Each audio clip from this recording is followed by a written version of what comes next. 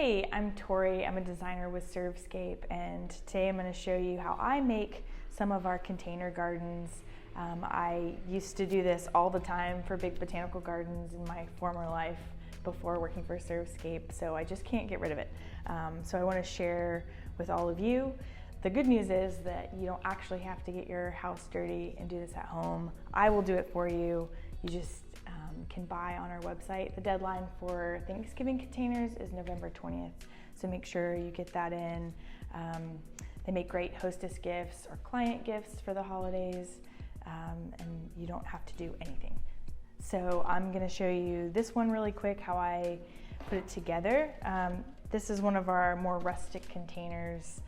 It's coated in zinc, so there's not going to be any leaking or bleeding out onto your counter or any furniture or anything like that. So kind of a rustic look, and it's this linear kind of shape, so we've got a couple different plants that we're going to put in here.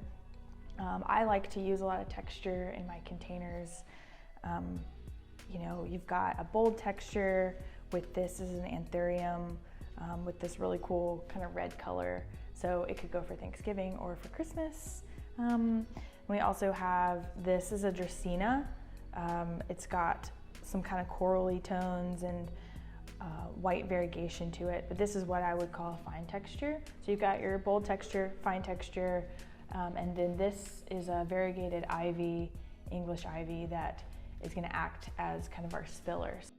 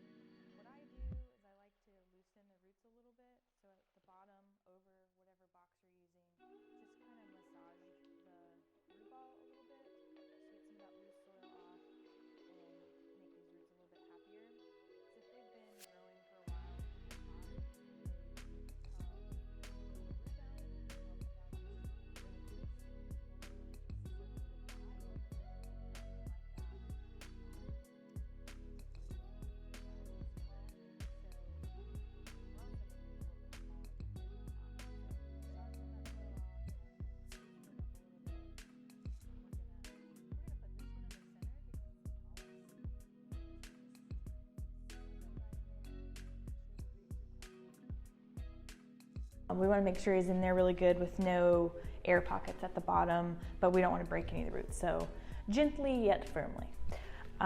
So the next one we're going to do is this Dracaena. Same thing, squeeze the pot, pull gently on the crown, and then you're going to see this starting to become a little bit root bound, so we want to massage a little bit, loosen it up.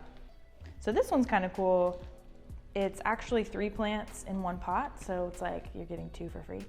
So what I usually do in this situation is I'll break them up, gently detangle the roots. So that's kind of cool. So what I would do is tuck them around, kind of fill in the pot that way. So now you've got more real estate covered with just one plant that we bought. So this Dracaena is really going to fill in the container. So the last one we have is this variegated ivy. Again, same thing, pull gently. Sometimes turning it upside down will make, gravity will help it just fall out. And this one again has been potted, what we would call plugs. There's multiple plants in one pot. So I just usually break it up like this and tuck it in. So then you have ivy all over the container, not just one section. And you are gonna make a mess, but that's okay. And then this can go up front. Make sure it's tucked in there, press gently. And then this guy can go here. So this ivy is gonna fill in and eventually spill over the container, creating a little bit more drama. So the last thing we do is we take, usually I like to recycle some of the potting mix that came in the containers when we took the plants out of the containers. So I just repurpose it. It has all that good fertilizer in there and perlite. So just tuck it in around the plants, press firmly again. We want to make sure there's no air pockets. The last thing I do is I take this moss. This is called mood moss typically, or like a preserved moss. What I like to do, it comes dry. I like to put it in a bowl of water before you start constructing your container. It's going to soak up a ton of water and make it more easily pliable so that you can put it on top of your container more strategically. So just to cover up the soil and to keep the soil more contained, I like to kind of tuck it in. It just gives it a little bit more of a clean look and also helps with moisture retention. It's acting as a mulch for your tiny garden here, but it's prettier than, you know, like a hardwood mulch would be.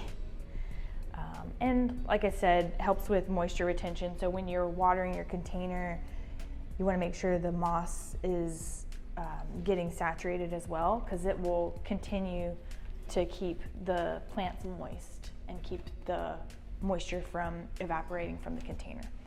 So, excuse all this mess, but this is our finished container. The last thing you want to do when you finish is water sparingly. A lot of these, because they're tabletop containers for indoors, don't have drainage holes. So you want to just water it lightly and then water lightly about every week. This is our finished container, and this makes, like I said, a great gift for the holidays, for Thanksgiving if you're going to your in-laws. This is something that you could bring to them. We also deliver them, so it's an option if you can't make it to a certain someone's house for Thanksgiving. Having us deliver one of these beautiful containers to their home is a great option. So thanks for helping me build this container. I hope you guys check us out, servscape.com, and you can purchase one of these. Make sure you get your order in by November 20th for Thanksgiving, and we can deliver it to your loved ones. Thanks, guys.